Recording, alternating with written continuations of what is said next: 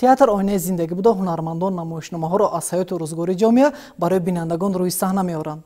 ҳар як саҳнаи офаридашудаи ҳунармандон худ як асар аст ва он таҷассумгари ҳаёти мардум буда метавонад насли имрӯзаро ба роҳи дурусти зиндагӣ роҳнамун намояд.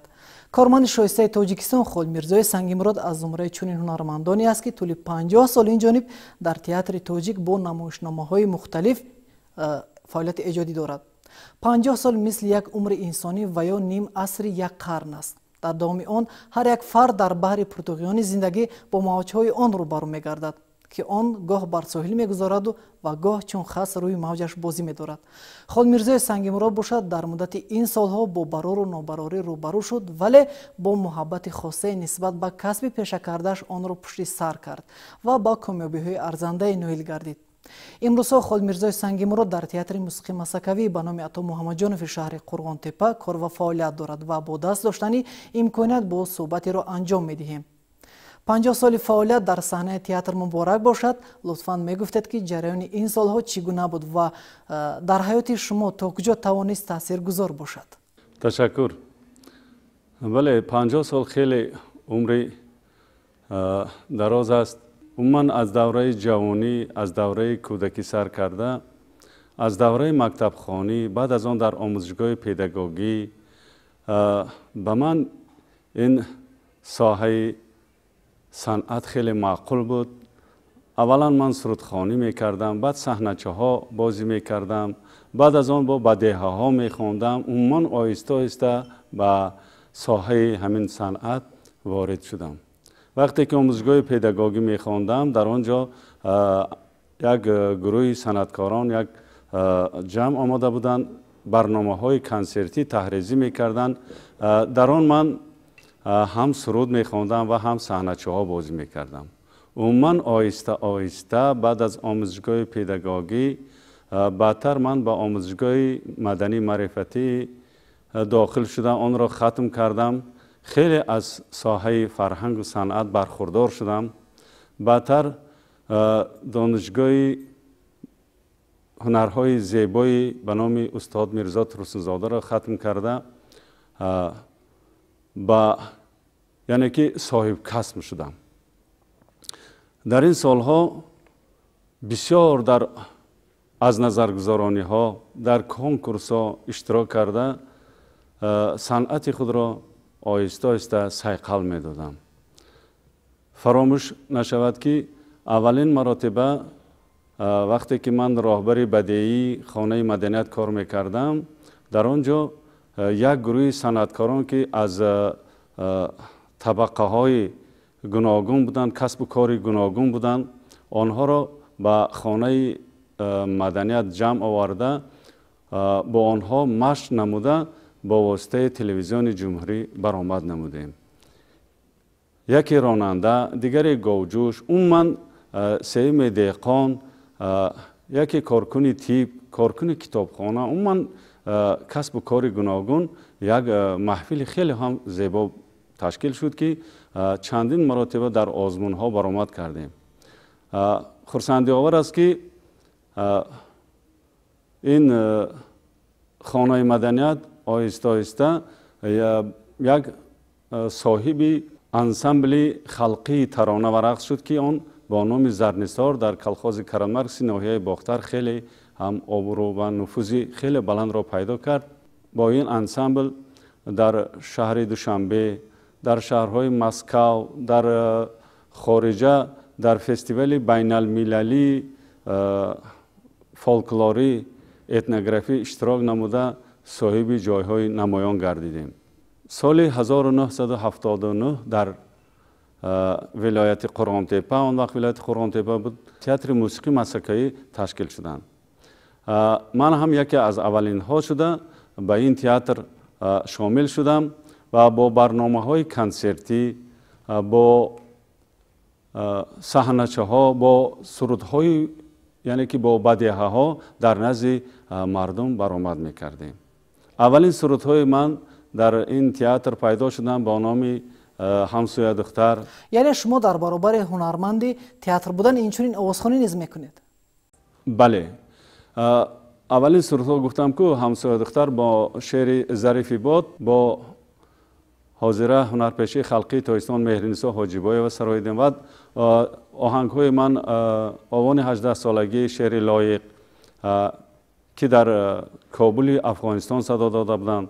بعدتر من وقتی که در نقش ها یعنی که در نمایشنامه ها اشتراک میکردم اولین مراتبه من نقش کاتب ابکام که اثر سلطان سفرف عقاب بودن در آن اشتراک کردم و من خیلی خوب هم برآمد کردیم. بعدتر با در نمایشنامه های پسری وطن میرزا ترسون زاده رول دهقان را بازیدم. بعدتر در نمایشنامه نبیره باغبان ظریف باد که در آنجا سرود میخواندن سرودخوانی میکردم نقش میآفریدم. اون من در تئاتر کار خیلی جوش میزد. حالا زمانه همین برای زندگی کردن مهنتی بسیار کردن در کار محترم عینک عزیز. گمان میکنید که این سخنها به او تاثیر میکنند؟ من همچون شخصی کلان سال روزگار دیده همین را گفتنی هستم که وقتای آخر شما زود جنجال میکنید. من از متخصصانی که ساحه تئاتری را تمام کرده آمده بودم به مانند مهرنیسا حاجیبای و برهاندین رجب و دیگر ارگش سمد و دیگران از آنها همین کسب را خیلی خوب آموختم و خیلی هم پخته شدم. طول این مدتی که در تئاتر کار و فعالیت نموده صحنه‌های زیادی را آفریدید و حالا میبینم در تئاتر قرار دارید. میگفتید که پای آماده کردن چگونه نمایشنامه هستید؟ بله، در این طول سالهایی که من در تئاتر کار کردم خیلی نمایشنامه ها بازی کردیم. در نمایشنامه حسین عرابکش فیض اشور نقش مدیر قراولی خانه مدنیت را بازی کردم. در منم یگانه تو نمایشنامه نقش را بازی کردم، نقش حکیم را. من در نمایشنامه اسکرها نقش معیار را بازی کردم. من بسیار صحنه ها من بازی کردم و در این طول سالها حتی در ساحه همین به صحنه گذاری هم همچون اسیستنت رژیسور هم خودم به صحنه گذاشتم یک نمایشنامه لختکی با نام خرگوشا و گراز اثر ظریف عباد. وقتی که در کلکتیو کار میکنی از همین کلکتیو بسیار چی رو می آموزی، هم طرز رفتار هم طرز کار و عموما طرزی به صحنه گذاری نمایشنامه ها. من خیلی شدم که در این تئاتر کار میکنم و فعالیت میکنم. در عین زمان ما نمایشنامه لختکی با نام بیرنج نیا بگنج اثر خیرالله دولت فرامن به صحنه گذاشته به سفرهای هنری برآمده ایستاده ایم. در ناحیه های الکه جلیکول، خراسان، در ناحیه های سربند، عموما باختر و چند ناحیه های دیگر برآمد کردیم. به نزدیکی باز سفر هنری داریم به ناحیه های قبادیان و این چنین فیض آباد. با نمایشنامه من هم یگانه تو که این اثر درامنویس قرقیز است در شهر الماتای قزاقستان رفته در فستیوال اشتراک نمودیم و صاحب جای نمایش هم شدیم. در آنجا من نقش حکیم را بازی میکردم. در آینده نیت داریم که باز صحنه های جالب دقت را با صحنه های خیلی خوب و صحنه در نمایشنامه های تئاتری که در آن به صحنه میگذارند حرکت میکنم که در آنها نقش گیرم و ببازم. بله، نمایشنامه های جدید را در صحنه های تئاتر از شما انتظاریم و میخواستم صحبت را با هنرپیشه خلقی تاجیکستان علادین عبداللهیف که رهبر تئاتر موسیقی مسکوی به نام عطا محمد جانف شهر قرغان تپه را به دوش دارد ادامه بدهیم.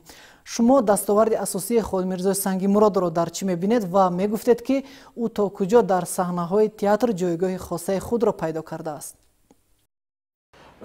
تشکر. و خود میرزا سنگی مراد و استاد عزیز ما همکسبی ما با میدونید دستاوردی اون است که صداقتی او است. دستاوردی او صداقت و محبتی به پایان او به هنری خیش، به صنعت، به آوازخوانی و من فکر میکنم با مسئولیت شناسی و با صداقت خیش برای همه ما نمونه عبرتند، برای ما و آن جوانانی که امروزها در تئاتر ما به کار آمدند، در همه چاره‌بینی‌های فرهنگی پیش از همه آنها اند. меоянд ҳозир бо маслиҳатҳои хеш бо масалан кӯмаки хешро дариқ намедоранд ва ман фикр мекунам муҳаббати мардум ба Акаи Холмирзо ин аст дастоварди ҳар як ҳунарманд ки дар дили мардум як муҳаббати ҷо пайдо мекунад ва инчунин Холмирзо Сангимуродов масалан ба кадом мо ба сафари ҳунарӣ мебароем ба ноҳияҳо ва шаҳрҳои вилояти Хатлон ва берун аз он дар ҳама ҷоро мешиносанд эҳтиром доранд эътироф мекунанд он вақтҳо масалан чунин ҳунармандон ба мисли Акаи Холмирзо кам буданд ва дар хизмати фарҳангии мардум буданд ҳамеша дар масалан бе ягон ғараз бе ягон фақат хизмат мекарданд аз рӯи муҳаббат ин гуна ҳунарманданд Холмирзо Сангимуродов. яъне пирӯбарно саҳнаҳои офаридаи Холмирзои Сангимуродро дӯст медоранд ва ҳунарнамои ӯро бо муҳаббати махсусе истиқбол мегиранд. Пас мегуфтед ки саҳнаҳои офаридаи ин марди ҳунар то куҷо ба рӯзгори ҷавонон ва насли наврас таъсири мусбат мерасонад ва онҳоро ба роҳи дурусти зиндагӣ роҳнамоӣ мекунанд? медонед якчанд намоишномаҳое буданд ки Акаи Холмирзо дар он ҷо ба ҳайси ҳам ҳунарманд ҳунарпеша яъне актёр ҳунарнамоӣ мекарданд ва суруд мехонданд. яке аз ин намоишномаҳо набераи боғбони Асари Зарифи Бод ҳастанд ки дар он ҷо як суруде ки суруд аллакай дар лабони мардум он солҳо ва то имрӯзҳо ҳаст ин масалан суруди ду нафар ҳамсояе ки ба ҳамдигар ошиқ мешаванд масалан дар оҳанги Акаи Холмирзо аҳди ману паймони ту дасти ману домони ту ҳамсоя духтар ҷони ман мисол аҳди ману паймони ту дасти ману домони ту ҳамсоя духтар ҷони ман масалан ин сурудҳо то имрӯзҳо садо метиҳанд ва то имрӯз ҳам масалан дар бораи ишқу муҳаббату ишқи самимӣ муҳаббати самимӣ ҳарф мегӯянд ва вафодорӣ нисбат ба ҳамдигар эҳтиром нисбат ба ҳамдигар. як оҳанги дигарашонро مثلا چنین آهنگ است که هنرپیشه خلقی تاجیکستان میرسا جوبای میخوانند من این آمدی خوش آمدی بیا دستت بگیرم آمدی خوش آمدی در قدمات بمیرم مثلا هر یک آهنگ بسته او یک لیریکای خیلی خوب داره که لحن خوبی تاجیکانه داره. بله همین لحن تاجیکانه است که تا هنوز این سرودها در قلب همگان جای گرفته ما رو به عالم بیکنار کودکی میبرند که اون زمانها این سرود ویر زبانها بود. میخواستم صحبت رو با خود خولمرزا سنگیمراد ادامه بدیم. طول 50 سال فعالیت لحظه های زیاد پس سر شدند که گمانم جالبترین آنها در خاطره ها نقش بسته است. اینچنین سفرهای زیادی داشتید بیرون از مرز کشور که همگی معرفی کننده صحنه های تئاتر تاجیک بودند. همینطور نه؟ بله در این طول 50 سال خیلی لحظه های خاطرمان هم بودن.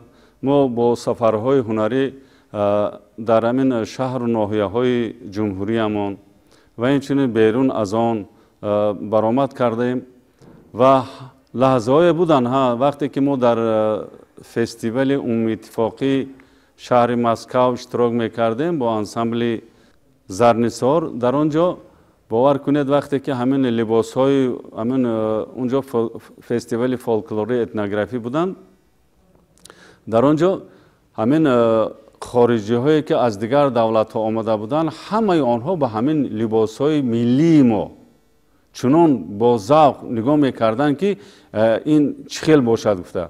من وقتی که ما یک صحنه خیلی هم خوب منداغ را صحنه تئاتر کننده شده بود آن را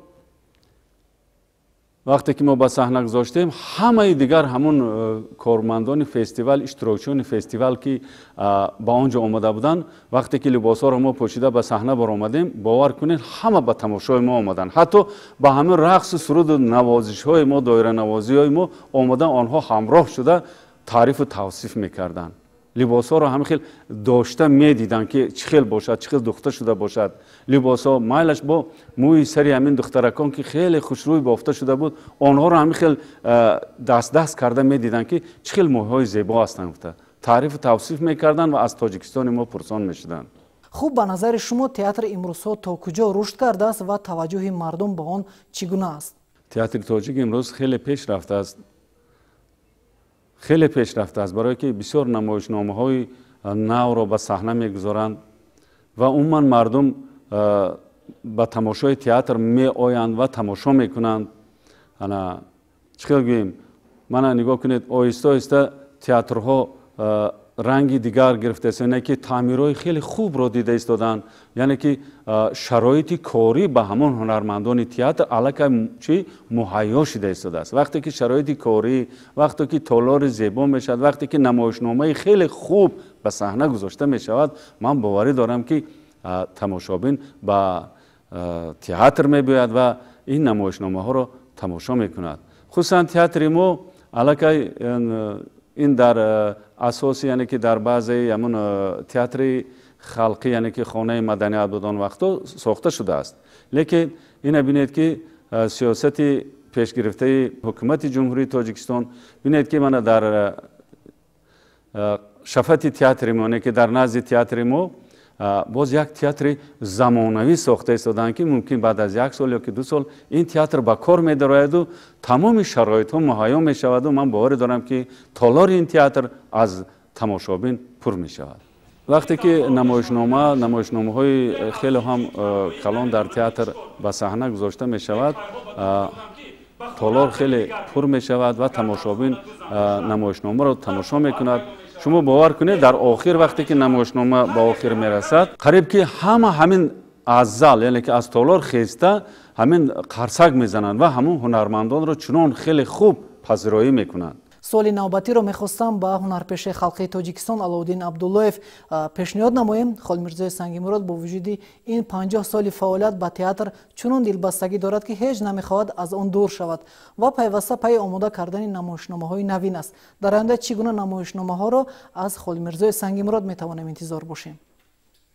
بله میدونید چی، من گفتم میتونم که در یک تئاتر ما یک گروهی مثلا تئاتر استودیوی لوختک فعالیت میکند که محض با تشبوسی مثلا فکر پیشنهادی کارمند شایسته تاجیکستان خالمیرزا سنگیمرادов همین با معلومات و مثلا فعالیت میکند. یعنی اون سالها چون یک ایده اومدن که در خدمت ما مثلا یک تئاتر گروهی تئاتر لوختک نداریم و لازم شمردن در نزد تئاتر شدن این گروه لوختک رو و تا امروز ها علاقه ده ها نمایشنامه ها از قبیل مور و گوهر جمونک، مثلا سلیم و دوستانی و نیکی بیمونه جاویدان، بیرنج نیو بیگنج و ده ها خرگوشک دانا، ده ها نمایشنامه ها که خالمیرزا در آنجا هنرنمایی میکنند و خودشان فعال هستند و دلی همون میدونید با ما استادان میگفتن که هنرپیشه باید یک دلی